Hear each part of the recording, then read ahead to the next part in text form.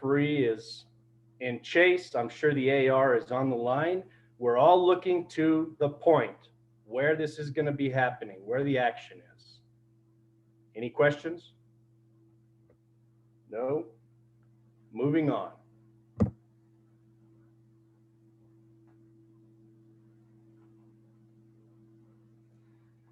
So when communication, we've got the point, where we're going, where the ball's going, where players is, where contact is going to be.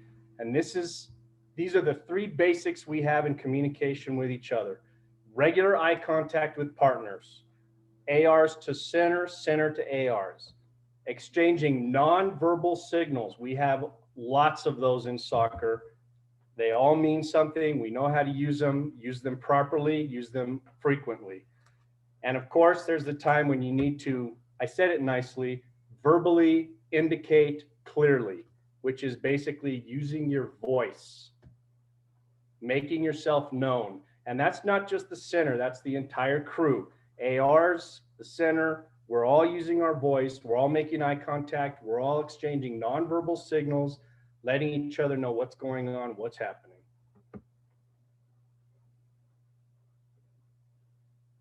Awkward silence. So, does everybody get the point?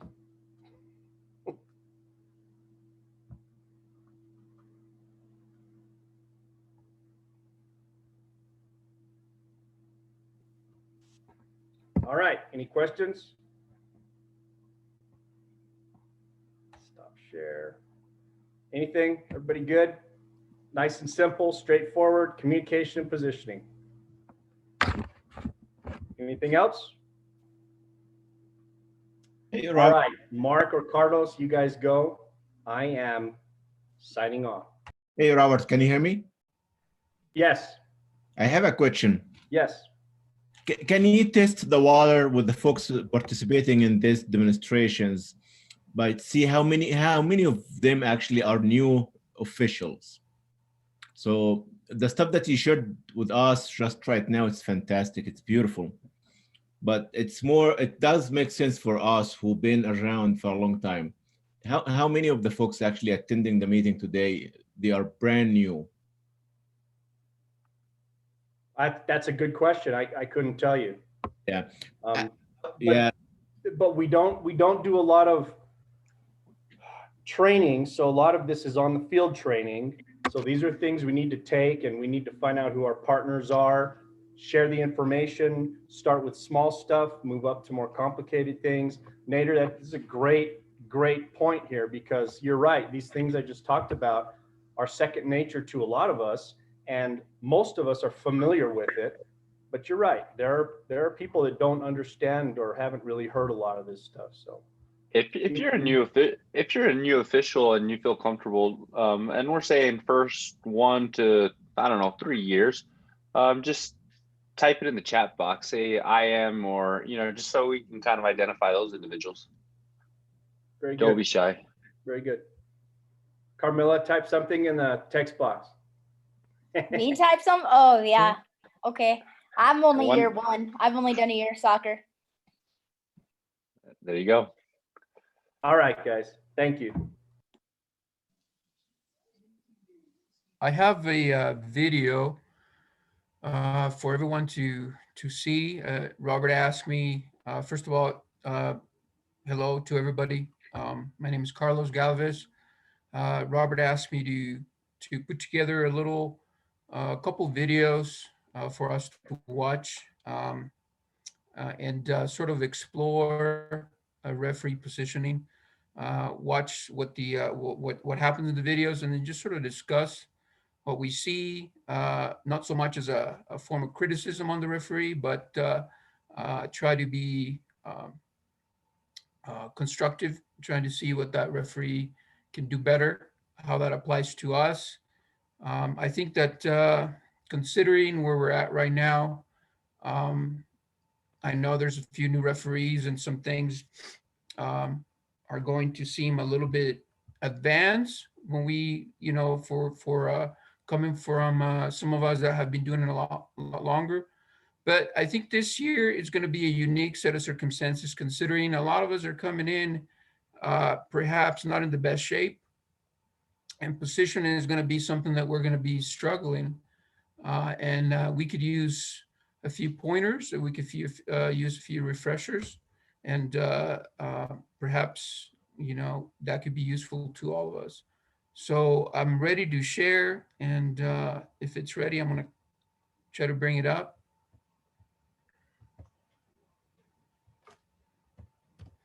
Can you guys see what's on the screen? A soccer field? Yes. Okay, so let me see if you guys can see the referee. I'm gonna play it and, okay, can you guys see the referee on the field? Yes, sir. Right in the middle. Okay, so this sequence starts with a what appears to be a either a goal kick or a free kick that's gonna be heading from right to left. And then I believe black is attacking left to right.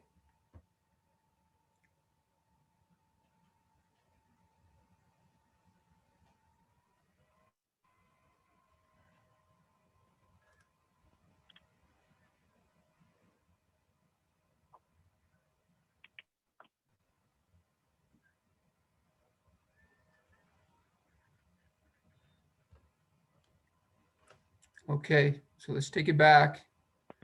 And I believe that the referee there is in a pretty good position for that uh, goal kick. He's a little bit outside of the landing zone. And when we talk about positioning on set plays like this, we want to identify the landing zone, where the ball is going to go. And we want to make sure that we're not in the landing zone, but we can see the landing zone. We can see what's going to happen, but we're not in the way of play. So in this particular case, I believe that you can identify where the players are. They know where the ball is going, and you can identify that landing zone. The referee is in good spot right there. So we see that he can see the players in proximity to him. He'll be able to see anything that happens in that area. So I'm going to let it roll for a couple seconds.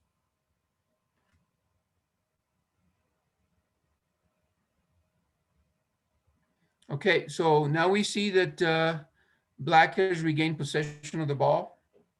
And so there's going to be a transition from defense going into offense. Now, this is a spot where we find ourselves many times during any given game. And one of the things that's going to help us this year, and whether you're a starter referee or you're an advanced referee, is to recognizing when that possession has changed, and being proactive, identifying that now you're going into a new stage of play.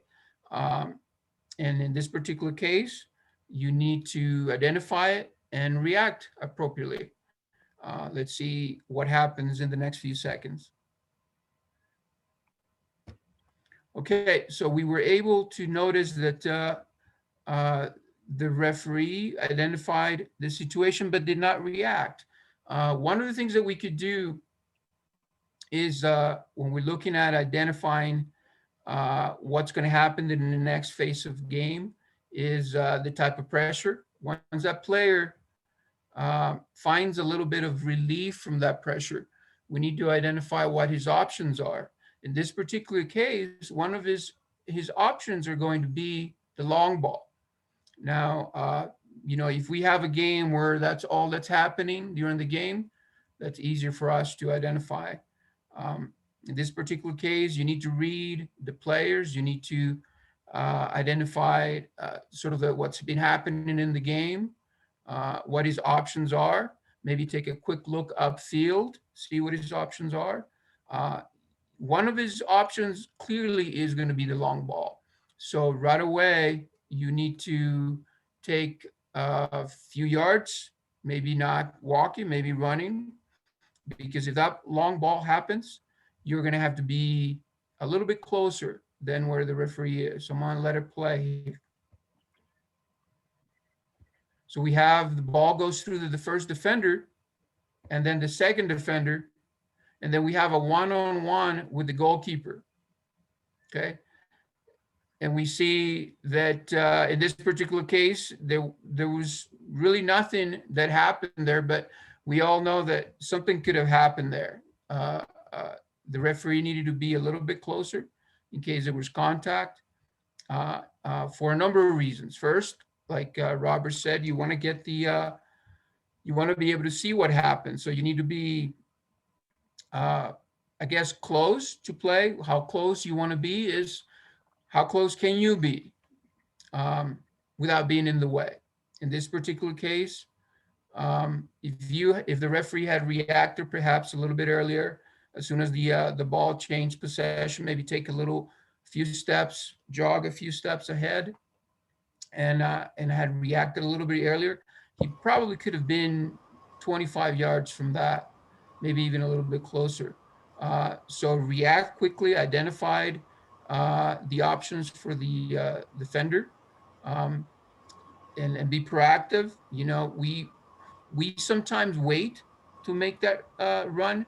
We wait until we're 25, 30 yards away to start sprinting.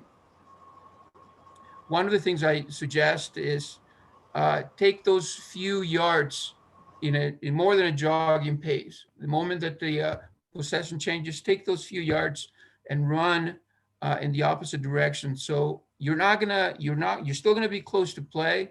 You're not going to be putting yourself in a bad position by doing that. But in case of the long ball, you'll be a lot closer. Now, one of the other reasons why you want to be a little bit closer and have a better reaction there is because if you're far, if you're far from play, you're really trying to just catch up and you're going in a straight line. But as we know, soccer is a game of angles, and refereeing is about angles. So you want to be able to see what happens, even if you're far. I think the most important thing is having the right angle, so that you can see what happens. In this particular case, if you're really far, don't think that you just have to run in a straight line. Sometimes the best solution for you to be able to correct that being behind is to maybe go right or go a little bit left and try to gain a better angle so that you can see what happens. We're trying to look for, like Robert says, where things happen, that point of impact, the space between players, the angles. So try to find that angle.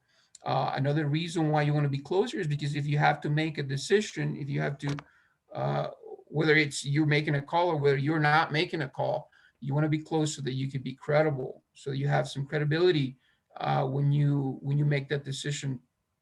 So that seems to be obvious, but you have to build those little habits. When you're sort of in the middle of play, are you going to stay there? Are you going to wait until you have to react and then you react late? Or you're going to be proactive and take a few steps, jog, run a little bit as soon as that position changes so that you could be in a better position when you're needed. So that's the first video. I would like to know if there's any questions about this video, anything that you guys think that the referee could have done better. I'll give you a few seconds to type it in.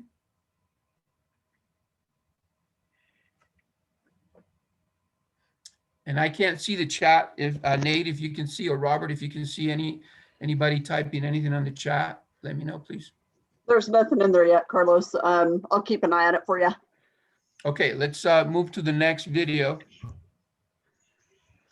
I just want to say on this one, I was AR2, and this was Cleveland against Volcano Beast, the second game for district champs. One thing that helped a lot, we have radios. So if you see him, it's because we're talking to each other right away. So I said, no, nothing happened. There's not offside. So he called right away in the middle. It was quite fast, the game. So I don't know, but the radios help a lot though. Yeah, sometimes your AR can identify situations that are developing, like especially at the end of the game when the referee has been running up and down the whole game and he needs a little pick me up, an AR can come in into the radio and said, just a few more minutes, get on your horse. You're a little behind, run, run, run, sprint, sprint, sprint. They can sometimes see things developing from their angles. So that's definitely a good point. And there's Carlos. just there's a little note in the chat that just says, don't turn away from the goal when the goal is scored. Don't turn away from the goal When the yeah, goal is scored. Yep.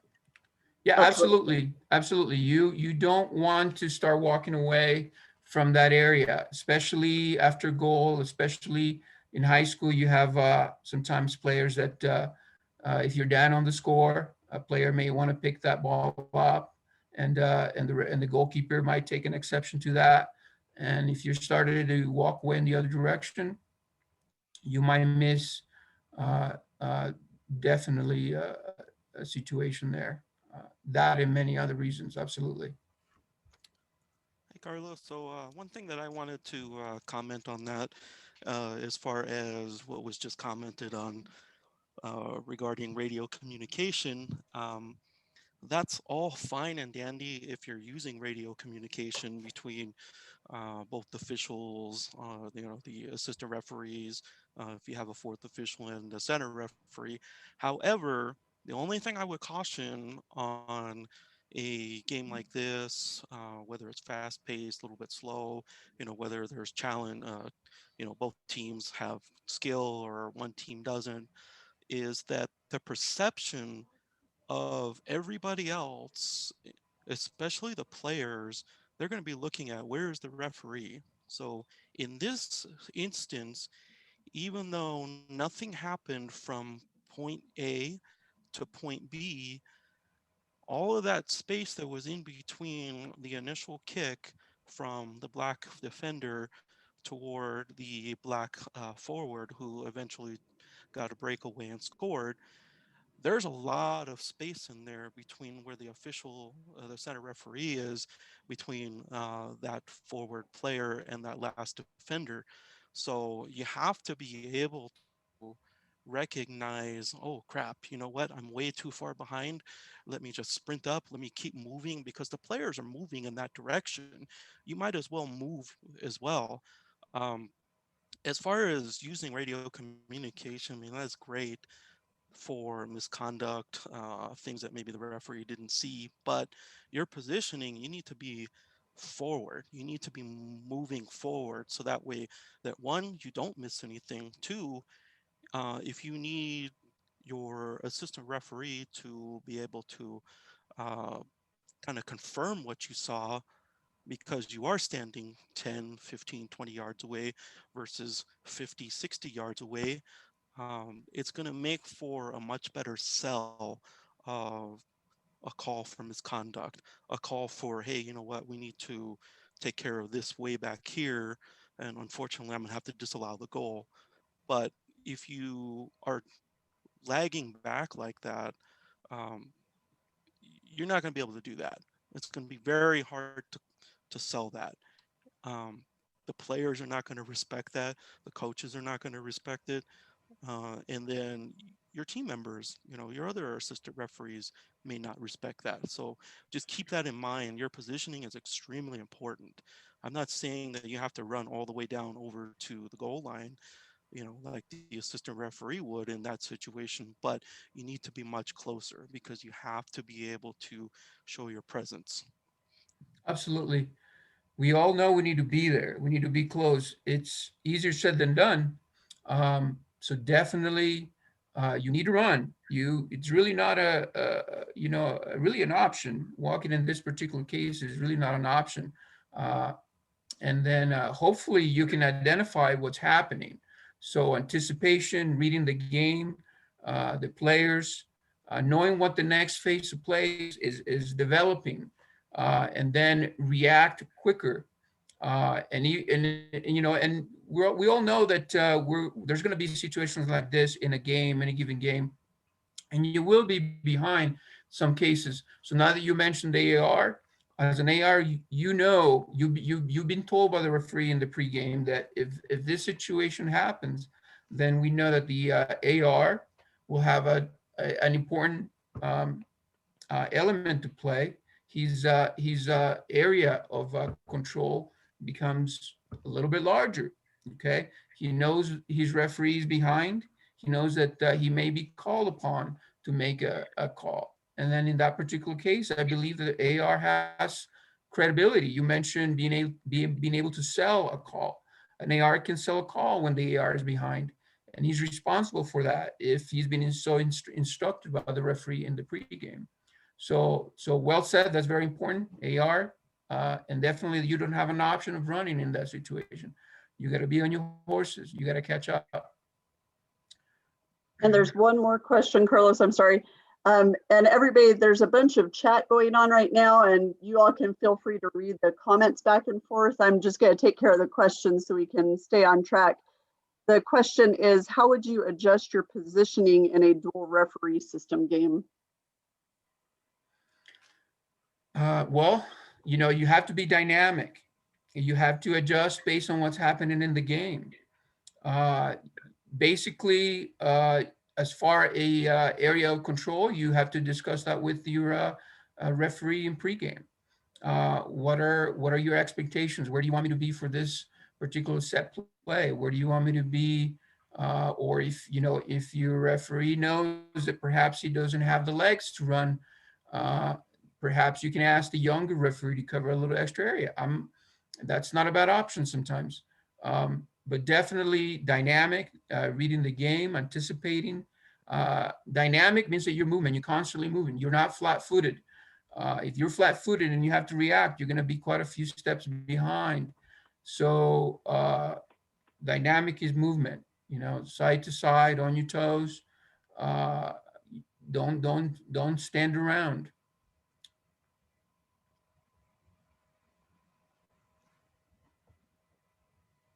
Is that it? I can move on. Yep, that's all the questions for you. Do we have time for another clip, or should I move on to Mark with teamwork? I think you're good. I think you could do another clip. Okay.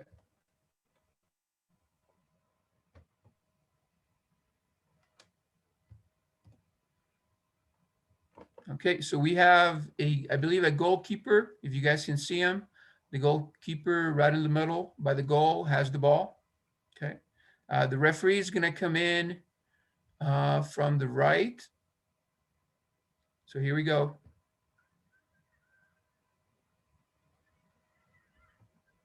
So I just wanted to point one thing. Let me backtrack a little bit.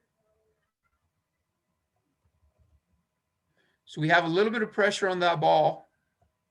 I believe that you give credit to the referee for identifying that. He's moving in that direction, anticipating any possible contact there, a change of possession. So we need to identify that and we need to move into that area.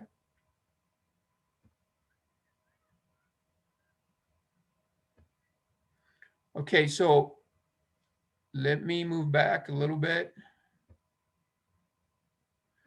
Now we talked about identifying the player's options. Now that player right there does not have what I would call high pressure. We have a defender running to her, but she's got a little bit of time, So at this point, you have to be looking at what are her options, what are the possibilities here. Maybe you need to stop moving in that direction and start moving in the other direction. Like Robert said, head on a swivel. Look around, see what the player is looking at. She's looking at where to pass the ball at this point. So we have to identify that and see if we need to get a jump on that. Okay, so the ball's traveled right there, a good 20, 25 yards, and the referee is standing there. He needs to be moving a little bit more. So positioning, it's something that comes after you've identified you need to move. First of all, you got to be dynamic. You got to be moving, never be standing around. But once you've identified a situation where you're already behind and you're maybe perhaps in the 30-yard line in the defensive end, and now the ball is at the half line, you need to be moving.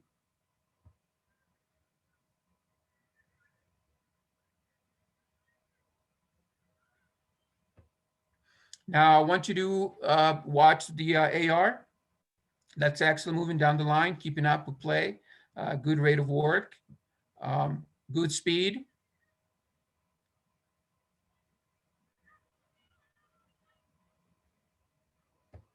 Now we have a situation in the area.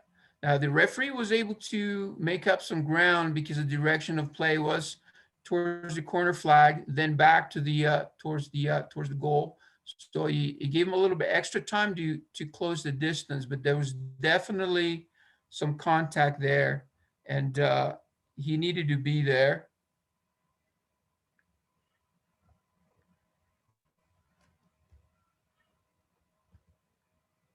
So he can make that call because he has a good angle there, but his credibility if he has to make a call for a PK, if there's a player that's injured, he might not have the credibility to administer any type of yellow card. So it makes it more difficult for you to sell things.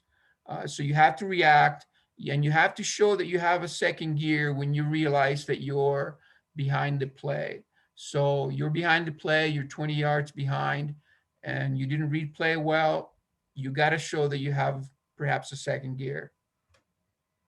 So the AR, this is a place where the AR can help the referee if the AR noticed something that AR could call the referee, and communication. Mark's going to talk about that. That's definitely something that could happen here. But definitely, as we can see in these two cases, position is very important. You know, many times during a game, you're going to be behind.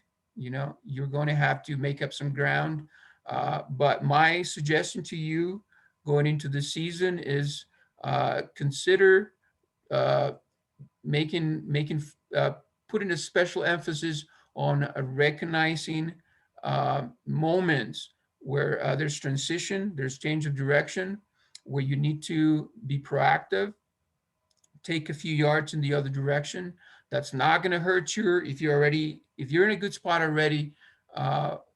It's not going to hurt you taking 10 yards back, but it's definitely going to help you if you have to make a run, if you have to get to a spot and you need to run. So that definitely having those 10 yards, it's going to help you immensely.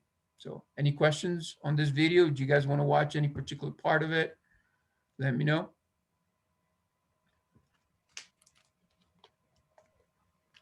No questions in the chat. Okay, that's what I've got. Robert, Mark.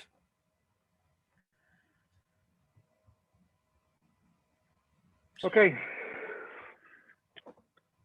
Welcome, ladies and gentlemen. My name is Mark Yoder, and I'll first start off saying that we should all be lifelong learners, and that's why we're here, to learn more about the game, no matter what level we're at. I always like to learn, of course. And also want to say that, you know, take what you can from these presentations. You might not agree with everything that's being said, or you might question it or see it a different way. But as you watch and listen to things, just take what you can and then discard the rest. And that's basically how I go into different kinds of education settings or learning settings, especially when I'm getting assessed or getting feedback from mentors. Sometimes you'll hear one thing from one mentor and another thing from another mentor. So take it in if you want to, or take a little bit and leave the rest. So I will share. Stop sharing, Carlos, and I'll get on.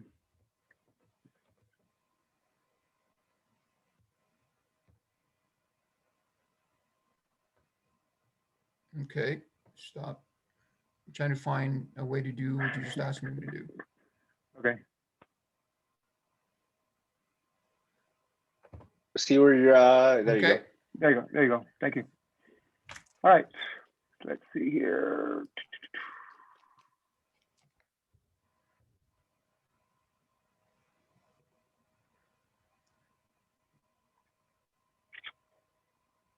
And you know, I should know how to do everything here, but I don't always know how to do it. Let me get out of this.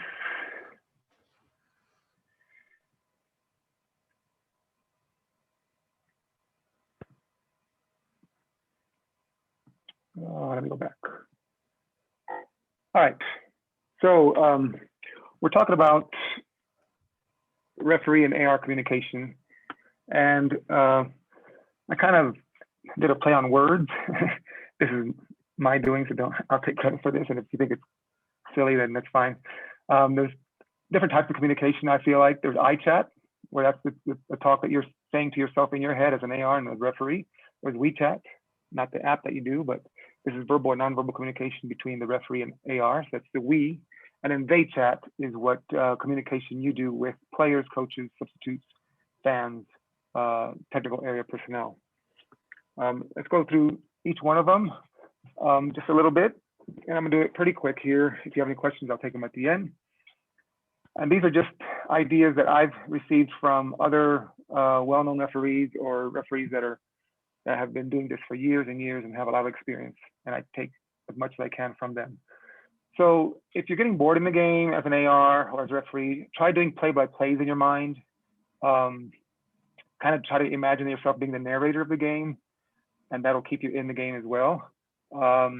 Also, and this is from Alan Chapman, which is an MLS referee.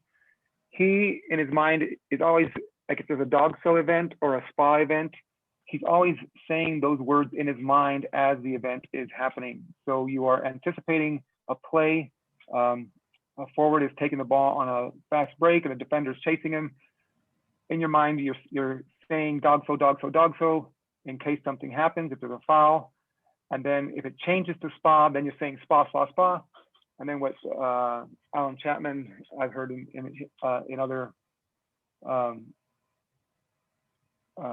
other classes that I've taken, he says that he'll remember the last word he says, and that's what he'll call. And that's how he knows what card to bring out when he has blown his whistle. As a AR, you might be saying things like number 10 is on, number 10 is on, or number 14 is off. You're saying it, of course, to yourself, or you're also saying like blue throw, white throw, black throw. So you're saying it and you're doing the motions. So that kind of helps you. Sometimes I've caught myself as a referee saying a color in my head and pointing the wrong direction. And then I realize that, and of course, I'm having to explain to the players that it was my mistake. I had the right thing in my head. I was just pointing the wrong direction. So keep yourself engaged in the game. Keep track of players and numbers of fouls that the players are doing, perhaps. That might keep you in the game, keep your mind moving. Anticipate what might happen. So after a bad touch by a player and he's trying to get to the ball, anticipate that there might be a serious collision or a serious challenge for the ball. There might be some lunging. Also, anticipate the area that you're in. If you're in front of the technical areas, that's a hot spot that you want to make sure that, again, like we were talking about positioning, you want to be close to it. And then also what I do as an AR sometimes, I watch closely, especially more in the boys game than in the girls game. Girls games can do it too, but boys seem to do this more. Watch their nonverbal communication. If there's been a challenge, and then as the ball is leaving the area, and of course you're the trailing AR and you're watching the two guys that were down on the ground or that jostled for the ball, you can pretty much tell if their chat is lovely chat, or they're saying nice things to each other, or if they are egging themselves on or saying some things that probably might lead to some unsporting behavior or anything else that might arise. So that's always a good thing to look for. Guys tend to, make their chest big and talk to each other in certain ways that kind of egg each other on. So watch that kind of nonverbal communication between players. So that's the iChat. WeChat is what I want to talk to more about. That's the communication we have between the 3 officials on the field, or the 4 officials if there's a 4th official. Pre-game is probably one of the most important things that you need to work on and put in your toolbox of items that you can use for a game that will increase the positive outcomes of your communication. So in the pregame, as a referee, I'm going to be talking about what I expect from today's game. For example, the team strategies. Does one team like to play the ball around a lot? So they're like kick and run game. What are their standings? You want to do your research on them to see what the standings are, and some key players. You know, what players will probably be the dominant players on the field that dribble the ball. Now, by key players, we want to avoid prejudging players from previous experiences. So I know in the past, we've come into games sometimes and said, hey, you know, I had number 10 last time, and he had 3 yellow cards in my, or 2 yellow cards in my game and a red card, or whatever it might be. And make sure that you're not prejudging these players, because then that just gives you fuel for giving them a yellow right away whenever they get a yellow card. So that was the point that I learned at one of my classes. Key points, make sure you concentrate on your key points of the game, especially not going over the rule book, concise and focused. And then also try to have a shorter version of your pregame planned in case, you know, games go back to back, which sometimes they will. And it's most likely that during the season, you will have more back-to-back games where you just stop one game and jump into the other one. So 30 to 45 second abbreviated pregame, but still making sure that you do with the main thing of the strategies of the teams and what to expect in today's game. Is it going to be a big rivalry? Is it going to be a blowout? Whatever it might be. As an AR then, in a pregame, you might want to ask questions like, you might want to ask the referee, what should I do if I'm 100% sure you missed a call? You know, do you want me to keep my flag raised? If it's a call that won't affect the game, what do you want me to do? And you need to know when to assist and when to insist on the call. Especially if it's a game determining event. Another question you might ask the referee as an AR is, you know, should I set up the wall if the foul is near me in my quadrant? You know, sometimes referees want ARs to come in and set up the wall for them while they are taking care of anything else that might be going on in the middle of the field. And then what should I do in PKs? How do you want me to signal encroachment if you want me to signal for encroachment? You know, do you want me to stand with my feet together and stare you down if I don't like it? Do you want me to step off the field and change the flags? The more subtle, the better. Okay. And then also, this is one I ask my ARs, and ARs, you could ask that too, is especially when there's an offside on the far side of the field, on your half, if there's an offside call on the far side of the field, does the referee want you to give him or her the offside signal, and then they can wave you down if they saw something different, or if the player was not involved in the play, or if the ball came off of a defender? Sometimes you're looking right into the sun, especially in the APS complex over here in Albuquerque. So just ask them what kind of signal you want them to, if they want you to give a signal when you are doubtful of whether it's an offside or not. Moving on, one of probably the most important things of our communication as a crew needs to be eye contact. Eye contact, eye contact, eye contact, always. So I think Carlos or Robert mentioned it, that during every dead ball, as a referee, you want to be scanning the field. You want to be scanning to see what's going on in the technical area, in the fans, the ARs, but you always want to scan the field. And you know, a good rule of thumb is you scan with each AR every dead ball. And ARs, what you can do is give them a thumbs up, or just give them a wave of the hand sideways at waist level to say that everything is okay. I tell my ARs when I'm the center is I might be scanning the field so fast that I will see you, but don't expect me to say anything back to you.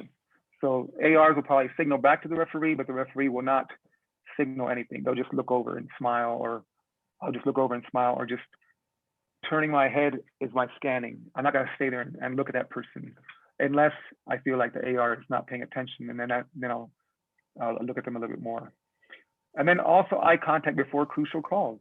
Make eye contact before you're signaling, because a lot of our communication is non-verbal communication. And a little bit later here, I'll give you some tips and tricks that I've learned as far as non-verbal signaling or communication that is not in the rule book, is not in the laws of the game, but we learn just by experience. If you have to do face-to-face conferencing, it is okay to do it. you know, in a high school game, we can stop the clock. So if we stop the clock, then make sure that you talk away from the situation, from the players, from the coaches, from the fans. You want to be a good distance so they can't hear what you're saying, or that they're not, you know, yelling at you in your face. Keep your eyes on the field and make sure you're talking side by side. And one thing that I learned from one of my assessors was, even if you don't agree with the call that's being made, if you're an AR, nod your head in agreement, and that shows everybody else that you guys are agreeing, even though, you know, in your deep guts you're not agreeing, but you want to make it look like you are a team, that you are in agreement, and that you are making the call together. Questions so far? Nope. All right, here's some nonverbal tips and tricks that I've learned over the years. This first one, I'm the AR, and I am sprinting down to the corner flag after a bam bam ball, which, you know, we don't know who it went off of, or you know, we're probably gonna not know what's gonna be the signal. So I'll be tapping my shoulder as I'm sprinting down to the corner flag. So as I'm sprinting, I'm tapping the shoulder that is visible to the referee, or I just tap it once or twice while I'm sprinting down, and that's telling the referee, hey, I have a corner kick, and then the referee can tell me.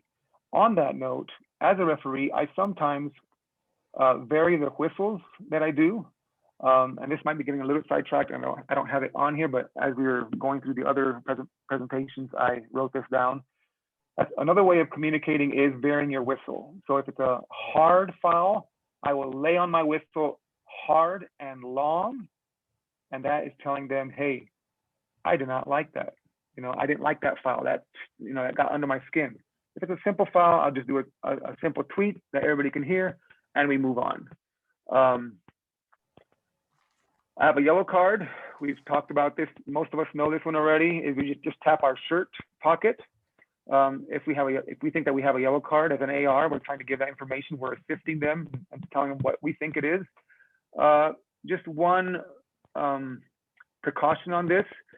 If it's a game that is pretty hot and the coaches are yelling at you a lot and you're not on their good side, try to make these signals away from the coaching area, so where they don't, because the coaches know this signal as well.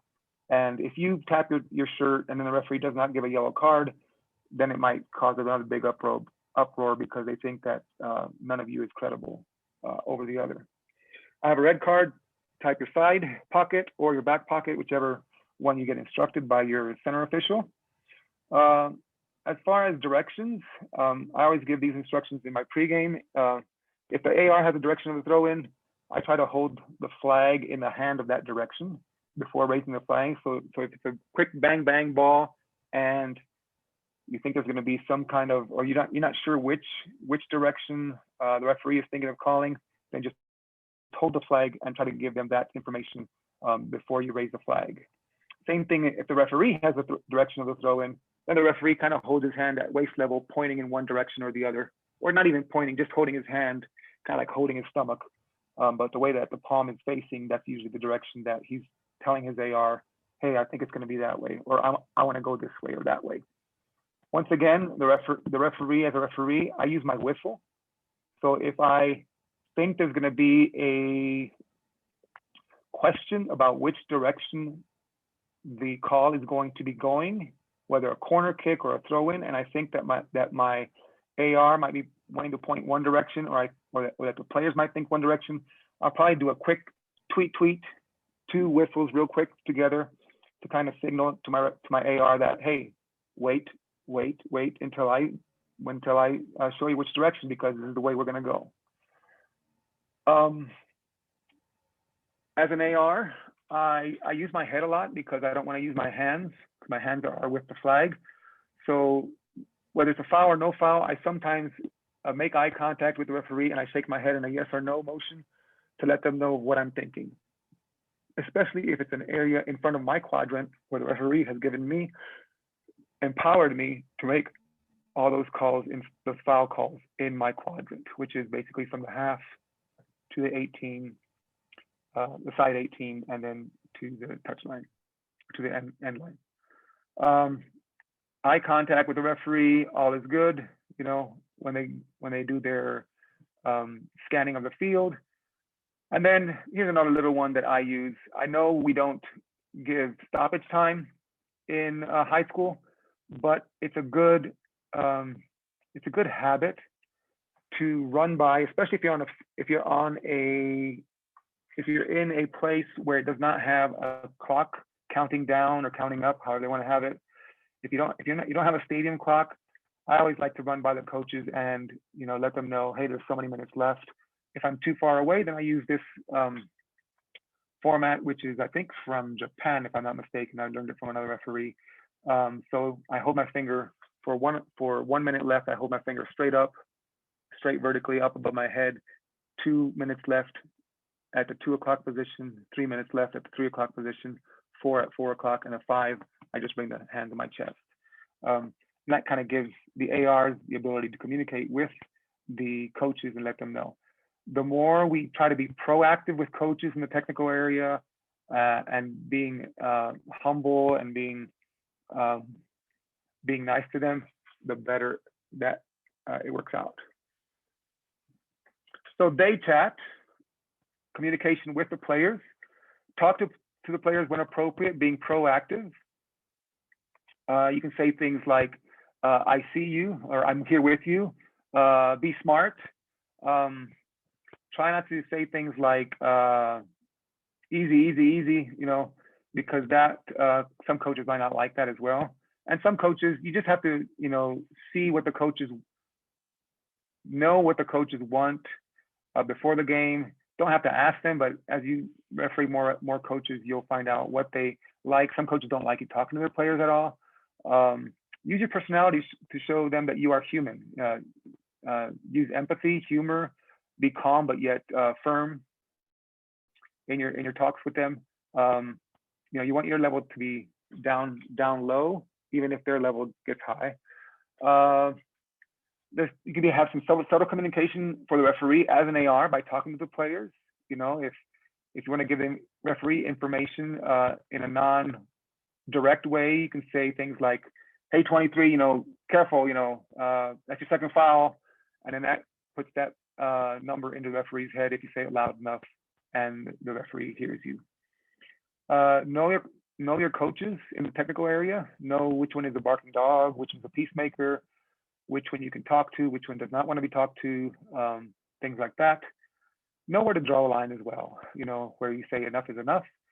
And then, like I said before, swing by the technical area and let the coaches know how much time is left towards the end of the game.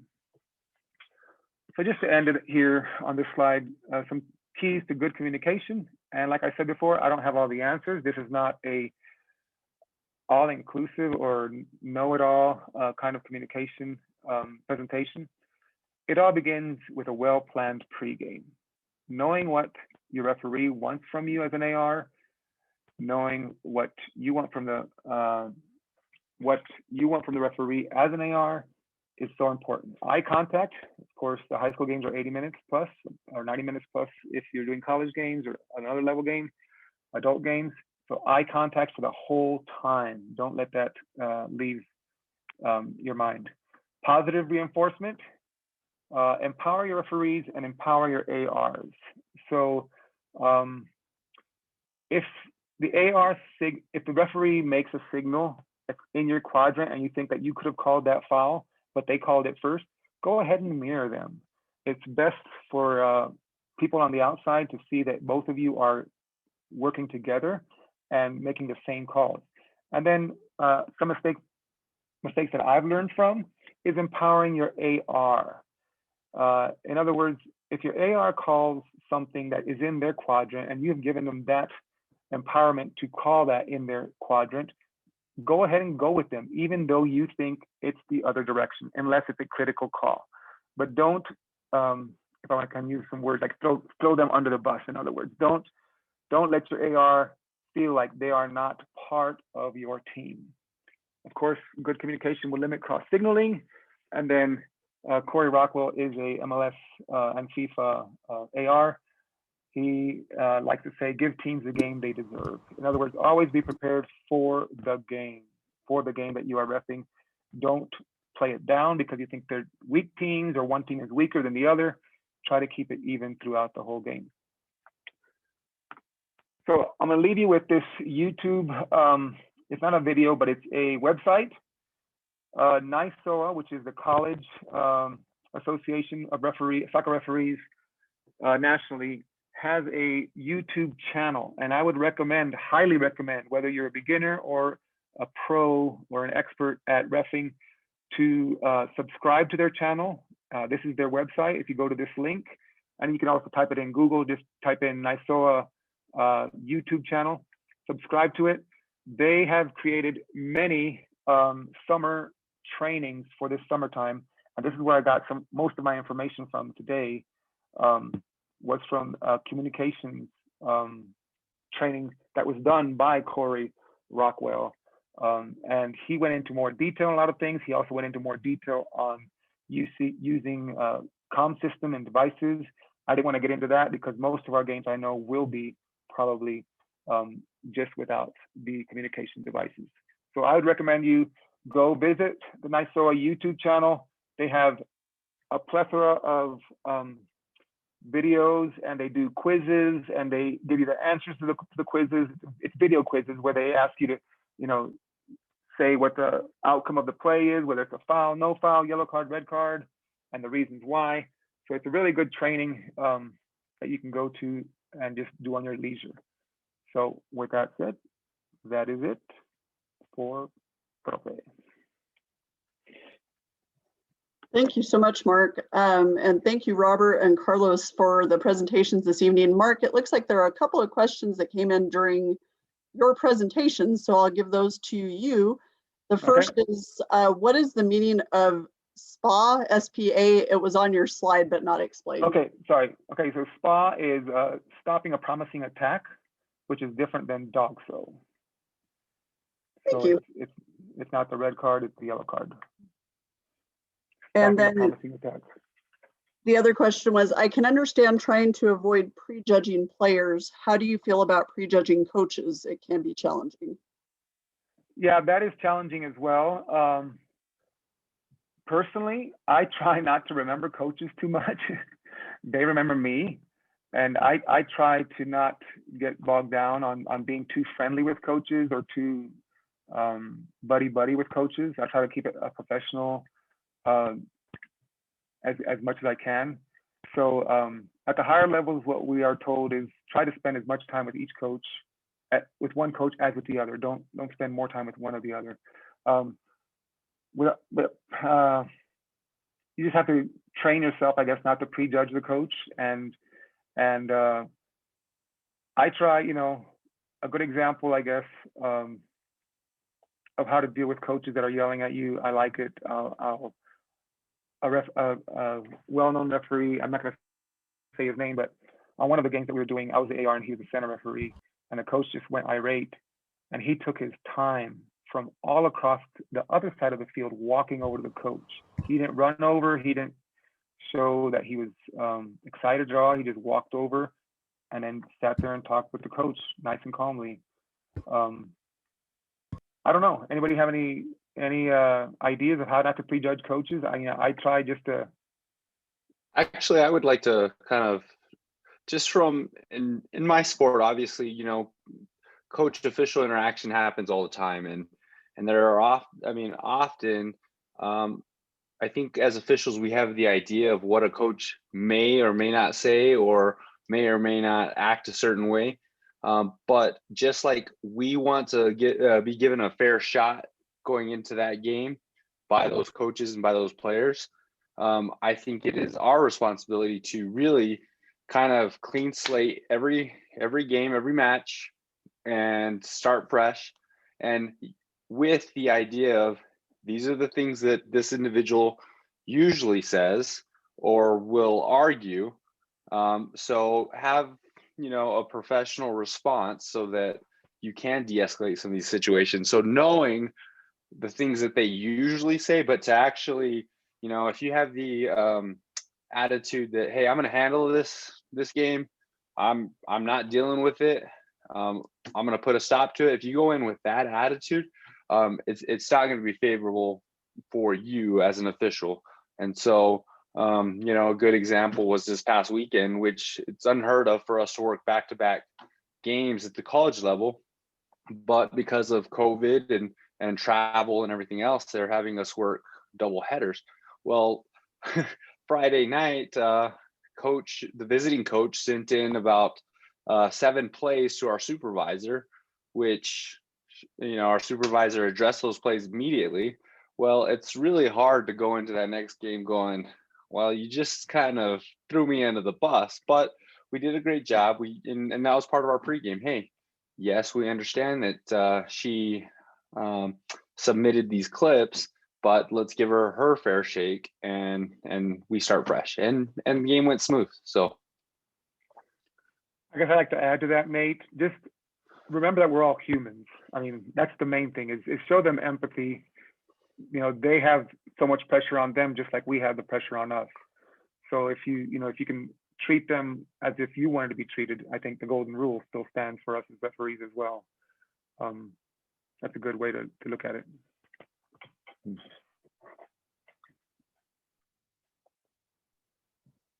Did anybody have any other questions for our presenters for this evening?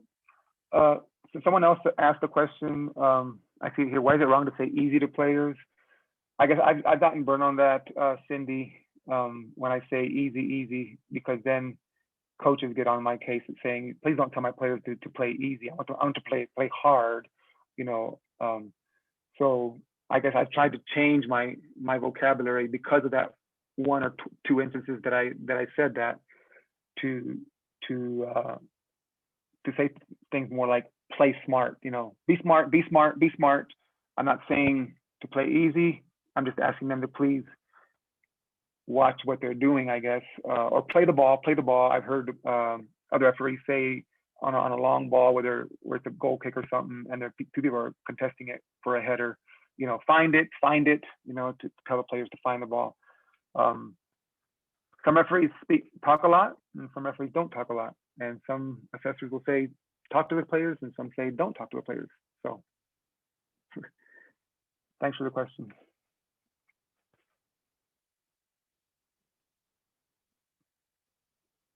And Mark, I really liked the communication presentation. It applies to all sports. Nate and I were texting as we were listening in, and that was good stuff. We appreciate that, and we may be borrowing pieces of that for our other sports.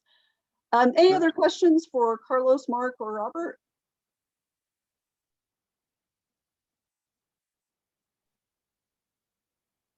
All right, well, for those of you who are done with this evening and have no what if questions, you can feel free to log out. If you want to hang on for a few minutes and ask us any of those, I'll ask Carlos, Mark, and Robert to stick with us for just a few minutes as well.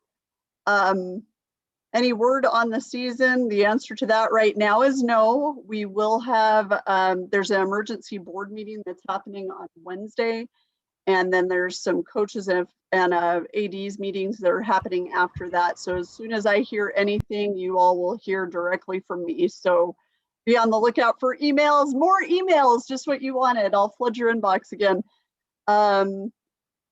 So there's no new news at this point other than the start of the season hasn't officially been pushed back, but Sally on her Q&A did talk about that. So we're definitely keeping our fingers crossed at this point, and as usual. There's a question, I think, Dana.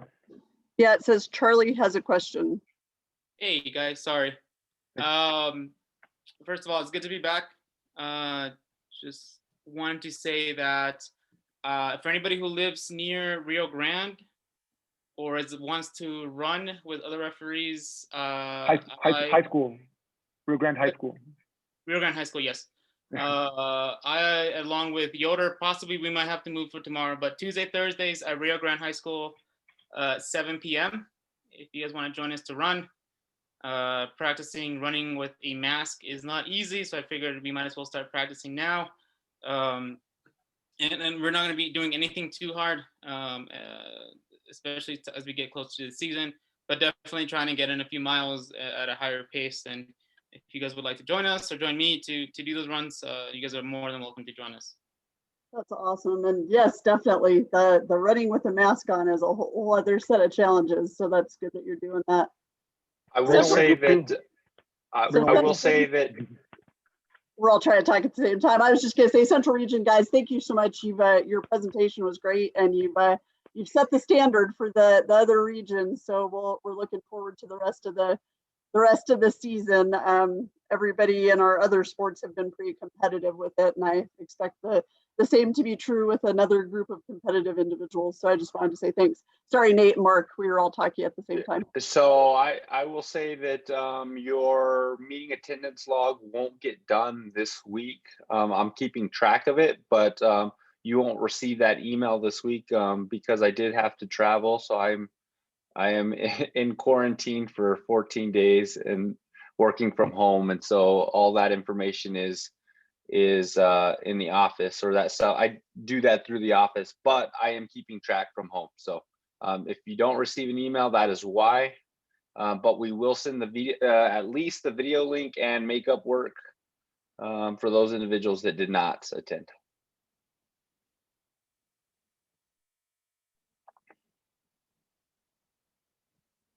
Scroll back through. It doesn't look like there's any other questions. A lot of thank yous and great presentations and good stuffs and very informative. So that's good.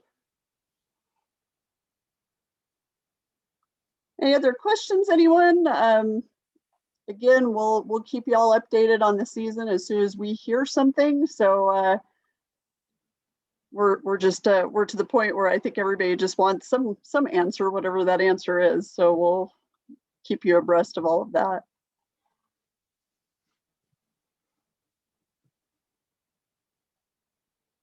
All right, well, it doesn't look like there's any other questions, so we'll let everybody get started. Let people start running with their masks on if they want to start right now. It's a little cold outside though. I don't think I'd be doing that at this point. It's a little chilly, but everybody please stay safe, stay healthy, and if there's anything you think of after the fact, feel free to reach out. If you think of questions for our presenters after the fact, you can shoot them my way and I'll make sure that these gentlemen get them. So thank you all for what you do, and we'll see you next week, I think. I can't remember. I have so many meetings going on. I have no idea what's going on, but we'll see you soon with the Northeast presentation, and we'll keep rocking and rolling. So thank you, everybody, for your service, and we will hopefully get you out on the pitch sooner than later. Have a great night. You're welcome.